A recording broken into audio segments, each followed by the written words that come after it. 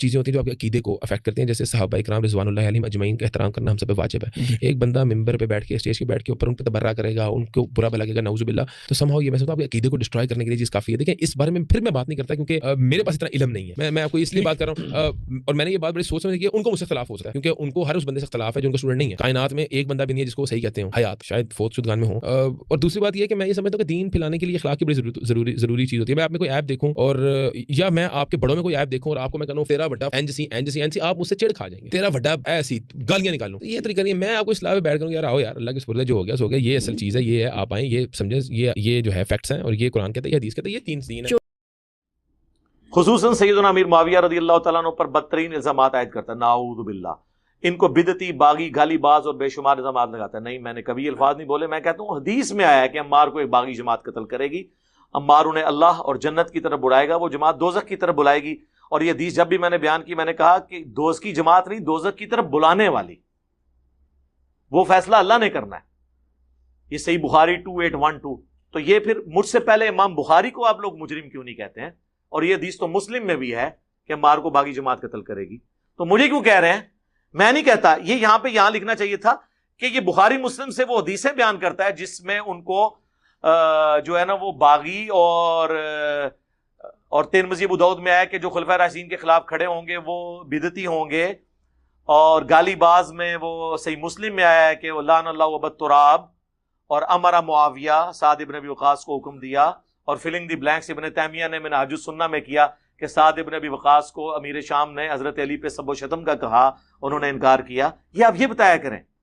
بے شمار الزامات، کوئی الزام نہیں لگایا. میں نے تو مسلم کی حدیث 4776 پیش کی تھی کہ ایک تابعی نے آ کے عبداللہ بن عمر بن عاص سے خانہ کعبہ کے سائے میں بیٹھے ہوئے تھے کہا تھا کہ آپ ہمیں اطاعت امیر کی حدیثیں سناتے ہیں، اور آپ کے چچا کا لڑکا معاویہ ابن ابی سفیان جو ہمارا حکمران ہے وہ تو ہمیں حکم دیتا ہے ہم لوگوں کو ناحق قتل کریں اور ان کا مال حرام طریقے سے لوٹیں، جبکہ اللہ کہتا ہے کہ ایک دوسرے کو ناحق قتل نہ کرو اور حرام طریقے سے ایک دوسرے کا مال ہڑپ نہ کرو. ہم اللہ کی اطاعت کریں یا معاویہ کی اطاعت کریں؟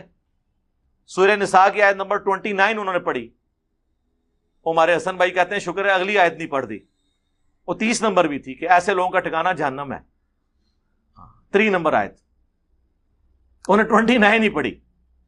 تو عبداللہ بن عمر بن عاص جو رشتہ دار بھی تھے حضرت معاویہ کے، ان کے باپ دستے راست رہے عمر بن عاص، خاموش ہو گئے. تھوڑی دیر بعد سر اٹھا کے کہا کہ معاویہ کی اطاعت کرو ان کاموں میں جس میں اللہ اور اس کے رسول کے مطابق چلائے، اور جس میں اللہ کی نافرمانی کا کہے تم اس کی نافرمانی کرو. تو جب یہ ہم بات کرتے ہیں تو یہ ہمیں الزامات لگا رہے ہیں، یا یہ ایک تابعی الزامات لگا رہا ہے اور دوسرا صحابی اسے انڈورس کر رہا ہے، بجائے یہ کہنے کے کہ یار آندہ کے بعد تو نے انجینئر کی ویڈیو نہیں دیکھنی. یہ تو عبداللہ بن عمر بن عاص نے نہیں کہا، انہوں نے وہی بات کی جو بخاری مسلم میں حدیث ہے. مولا علی کہتے ہیں کہ نبی اسلام نے کہا کہ حکمران کی اطاعت معروف میں ہے، منکر میں نہیں ہے. وہ بڑی لمبی حدیث ہے. ایک انصاری کو حضور علیہ السلام نے ایک وفد کے اوپر امیر بنا کے بھیجا، راستے میں اس کو غصہ آیا، اس نے لکڑیوں کا ایک بہت بڑا الاؤ جلوایا، بخاری مسلم دونوں میں آتا ہے، اور کہا میں تمہارا امیر ہوں، میری اطاعت جو ہے وہ رسول اللہ کی اطاعت، اور رسول اللہ کی اطاعت اللہ کی اطاعت ہے، کیونکہ نبی اسلام نے یہ فرمایا ہوا ہے، لہذا تم اس میں کودو. انہوں نے کہا ہم آگ سے بچنے ہی کے لیے تو رسول اللہ کے قدموں میں حاضر ہوئے تھے، تو ہمیں اسی آگ میں دوبارہ دھکیل رہے، ہم اس میں چھلانگ نہیں لگائیں گے. جب نبی اسلام کے پاس مقدمہ واپسی پہ پیش ہوا، آپ نے فرمایا اگر تم اپنے امیر کی اطاعت میں آگ میں چھلانگ لگا لیتے تو جا کے جہنم کی آگ میں نکلتے.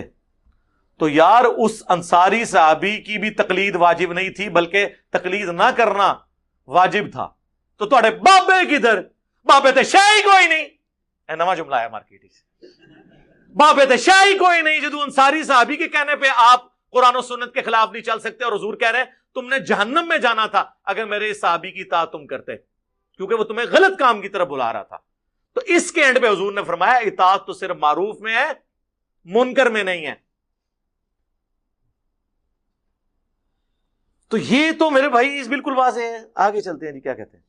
سیدنا علی کو روحانی طور پر پہلا خلیفہ کہتا ہے. اچھا جی، اس کے ساتھ آپ کو لکھنا چاہیے تھا کہ وہ حضرت ابوبکر، عمر، عثمان و علی چاروں کو خلفائے راشدین مانتا ہے، اور کہتا ہے خلافت 30 سال تک ہے، اس کے بعد کاٹ کھانے والی ملوکیت ہے. اور وہ گن کے بتاتا ہے ابو داؤد ترمذی سے کہ ابوبکر کے 2 سال، عمر کے 10 سال، عثمان کے 12 سال، اور علی کے 6 سال، جس میں 6 مہینے حسن ابن علی کے بھی ہیں. اور اس کے بعد وہ کہتا ہے کہ جی ابو داؤد میں لکھا ہوا ہے کہ بنو امیہ تو کہتے ہیں علی علیہ السلام خلیفہ ہی نہیں ہے، اور مولوی نے ترجمہ کیا علی رضی اللہ عنہ خلیفہ نہیں ہے، عربی میں تھا علیہ السلام، اور مولوی کہتا ہے نہیں بنو امیہ تو حضرت علی کو خلیفہ مانتے تھے، وہ تو قصاص عثمان مانتے تھے، تو اس میں تو واضح موجود ہے وہ خلیفہ بھی نہیں مانتے تھے۔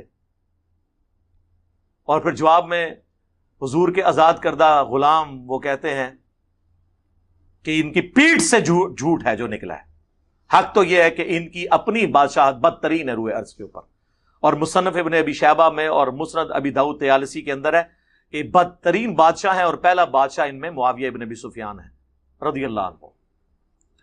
تو یہ بھی ساتھ لکھے نا، یہ میں نے مولانا اسحاق کو کوٹ کیا تھا اس حوالے سے کہ اس اعتبار سے روحانی خلیفہ ہیں حضرت علی کہ خلفائے ثلاثہ ہر معاملے میں حضرت علی سے گائیڈ لائنز لیتے تھے۔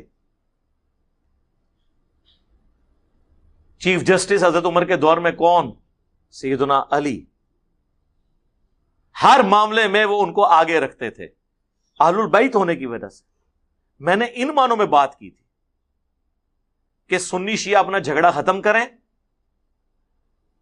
اور اس ٹاپک کے اوپر آ جائے کہ ٹھیک ہے اگر آپ کہتے ہو نا علی دا پہلا نمبر تو آپ کہیں کہ ٹھیک ہے روحانی اعتبار سے نبی علیہ السلام کے وہ جانشین ہیں، ہاں لیکن پولیٹیکلی حضور کے خلیفہ صحابہ کے اجماع سے سیدنا ابو بکر ہے، اور اس میں میری ویڈیو بھی آ چکی ہے کہ رسول اللہ کا خلیفہ کون ہے۔ ہمارے نزدیک تو قرآن و سنت کے دلائل کی روشنی میں رسول اللہ کا اصل خلیفہ قیامت تک کے لیے قرآن ہے، یہ نبی علیہ السلام کے پولیٹیکل خلفاء ہیں، روحانی خلفاء ہیں، کیونکہ خلیفہ وہ ہوتا ہے جو زندہ ہو۔ اگر آج مجھے حضور کے خلیفہ تک پہنچنا ہے میں کدھر جاؤں؟ سارے فوت ہو چکے ہیں۔ اگر فوت ہونے سے مسئلہ ختم ہونا ہے تو حضرت ابوبکر صدیق 2 سال بعد فوت ہو گئے، تو اینڈ رزلٹ تو یہ نکلا کہ حضرت ابوبکر سے بھی میں اکتساب نہیں کر سکتا، حضرت عمر سے بھی نہیں کر سکتا، عثمان و علی سے بھی کسی صحابی سے نہیں کر سکتا، فوت تو سارے ہو چکے ہیں نبی علیہ السلام کی طرح، اللہ کی جنتوں میں زندہ ہے، لیکن قرآن فوت نہیں ہوا، قرآن قیامت تک ہے، یہ اصل خلیفہ، اور اس میں میری ویڈیو ریکارڈ موجود ہے۔ تو یہ اس کو بالکل آؤٹ آف کنٹیکسٹ انہوں نے پیش کیا۔ لوگ کہتے ہیں جی کہ آپ نے کہہ دیا کروڑوں معاویہ ایک عمار کے برابر نہیں، اس پہ رجوع کریں۔ جی میں رجوع کرتا ہوں، اللہ تعالیٰ میری غلطی معاف کرے، خربوں معاویہ ایک عمار کے برابر نہیں، اور میں مسلم شریف سے ثابت کروں گا، آپ کو بخاری شریف سے ثابت کروں گا۔ سنیں، بخاری اور مسلم دونوں میں حدیث ہے، اور مسلم میں تفصیل ہے کہ حضرت خالد بن ولید نے جذبات میں آ کر عبد الرحمن بن عوف کو گالیاں دے دی، اور یہ کیوں گالیاں دی تھی اس کی تفصیل حافظ ابن کثیر نے سورۃ الحدید کی 10 نمبر آیت کے کانٹیکسٹ میں لکھ دی ہے۔ وہ 10 نمبر آیت ہے نا سورۃ الحدید کی کہ جو فتح مکہ سے پہلے ایمان لے کر آئے اور جو بعد میں وہ برابر نہیں ہو سکتے، اس کی تفسیر میں لے کے آئے، اور کچھ حصہ اس کا صحیح بخاری میں موجود ہے کہ جب خالد بن ولید نے ایک قوم کے اوپر بغیر تحقیق کے چڑھائی کر دی اور انہیں قتل کیا، اور وہاں صحابہ میں اختلاف ہوا، وہ قبائل اجڑ تھے، ان پڑھ تھے، اعرابی تھے، انہوں نے کہا ہم اپنے دین سے پھر گئے، ہم اپنے دین سے پھر گئے، اور اس سے مراد وہ یہ کہہ رہے تھے ہم اپنے بت پرستی کے دین سے پھرے۔ خالد بن ولید یہ سمجھے یہ کہہ رہے ہیں ہم اسلام چھوڑ گئے، قتل کرنا شروع کیا، باقی صحابہ نے مخالفت کی، انہوں نے اپنے جو انہوں نے گرفتار کیے تھے انہیں قتل نہیں کیا، اور کہا ہم نبی اسلام کے پاس آئیں گے۔ اس وقت نعرہ بولا جاتا تھا اسلمنا، ہم نے اسلام قبول کیا، لیکن ان اجڑ لوگوں کو نہیں پتا تھا۔ نبی اسلام کے پاس جب شکایت آئی تو آپ جلال میں آپ نے 2 دفعہ ہاتھ اٹھا کے کہا اے اللہ خالد بن ولید نے جو کچھ کیا میں اس سے بری ہوں، میری کوئی ذمہ داری نہیں جو اس نے یہ حرکت کی ہے۔ اس موقع پر ہی عبد الرحمن بن عوف اور خالد بن ولید کا جھگڑا ہوا تھا، یہ حافظ ابن کثیر نے نقل کیا، اور مسلم شریف میں الفاظ ہیں کہ خالد بن ولید نے جب عبد الرحمن بن عوف کو گالی دے دی تو وہ شکایت لے کے حضور کے پاس آئے، آپ علیہ السلام کو جلال آیا، آپ نے فرمایا خالد سے فرمایا تھا، بریلوی دیوبندی اہل حدیث شیعہ سے نہیں، وہ تو انڈائریکٹ ہے، ڈائریکٹلی خالد بن ولید سے کہا کہ تم اب احد پہاڑ کے برابر بھی سونا خیرات کر دو۔ تو میرے صحابی نے 1 مد 600 گرام آدھا کلو گندم جو خیرات کی تھی اسے نہیں پہنچ سکتے، اس کے آدھے کو بھی، یعنی 1 پاؤ گندم میرے عبد الرحمن بن عوف نے جو اللہ کی راہ میں دی، خالد بن ولید تم احد پہاڑ جتنا سونا بھی خیرات کر دو تو اس کے برابر نہیں ہو سکتے. یہ آدھی حدیث بیان کرتے ہیں کہ جی وہ میرے صحابہ کو برا مت کہو بہت پہاڑ. یہ مسلم شریف میں پوری حدیث ہے, کیونکہ مسلم کی اگر حدیث بیان ہوگی تو پھر پتا چلے گا کہ نبی علیہ السلام نے اسپیسیفکلی بعد میں مسلمان ہونے والوں کو کہا کہ تم سینئر مسلمانوں کو گالی مت دو.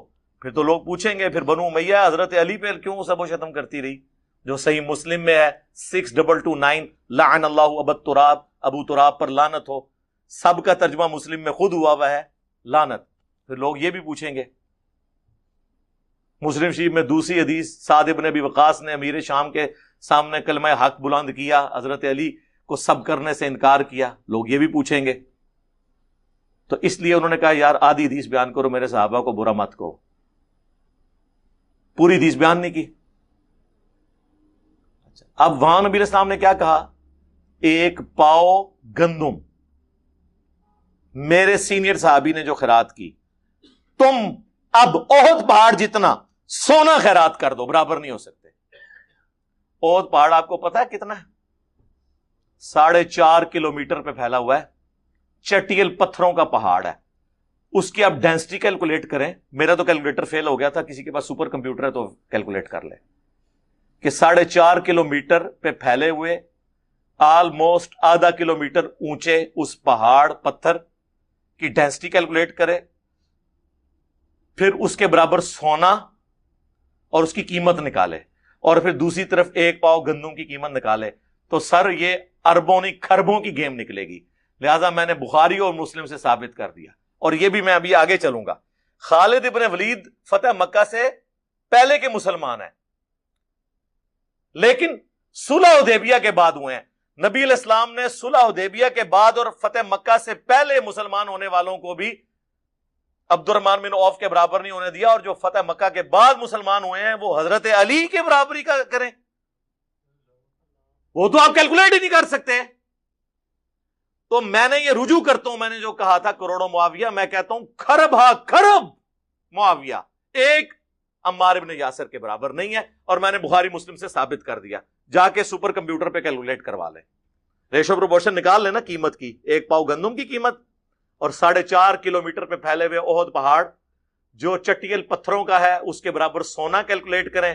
سر سونا تو ایک تولہ آج کل 1,15,000 تقریباً ہوا ہے, چلے موٹا کر کے 1,00,000 بھی لگا لیں, اتنا تھا سونا 1,00,000 کا ہے. تو 1,00,000 کا فرق تو یہی نکل آیا ہے. اتنی سی جگہ پہ, اتنی جگہ پہ ہی کروڑوں معاویہ پورے ہو جائیں گے. اور 4.5 کلومیٹر پہ تو کھربوں نہیں کھرب ہا کھرب. اور علی کی تو بات ہی نہیں ہو رہی. علی کی کیسے بات ہوگی؟ علی کا نام لینا چھوڑ دیں آپ. سر علی کو کوئی نہیں پہنچ سکتا, ان کا تو ذکر ہی نہ کریں. ہم سے پہلے تو بخاری مسلم کو جانتا ہی کوئی نہیں تھا. مولوی بھی خالی آپ پہ روب ڈالتے تھے ہر حدیث کے آگے بخاری شریف, نہ انہوں نے کبھی بخاری سے کوئی نمبر بتایا. ٹھیک ہے جی, ہمارے جا کے کوالٹی اسکول میں پڑھایا جاتا تھا کہ بخاری کوئی ہوتی ہے. میں نے انجینئرنگ یونیورسٹی میں پہلی دفعہ بخاری دیکھی تھی, انجینئرنگ یونیورسٹی میں جا کے. یہ میں آپ کو 95 کی بات کر رہا ہوں, زمانے میں تو آپ سوچ سکتے ہیں نا. آج ہمارے بچوں کو بھی پتا ہے کہ بخاری شریف میں کیا لکھا ہوا ہے. بخاری میں 2812 کیا ہے, عمار کو باغی جماعت قتل کرے گی. مسلم میں 240 علی سے محبت نہیں رکھے گا مگر مومن, علی سے بغض نہیں رکھے گا مگر منافق. نمبروں کے ساتھ حدیثیں پتہ ہے. تو ہمیں کوئی کہے گا کہ ہم نعوذ باللہ محدثین پہ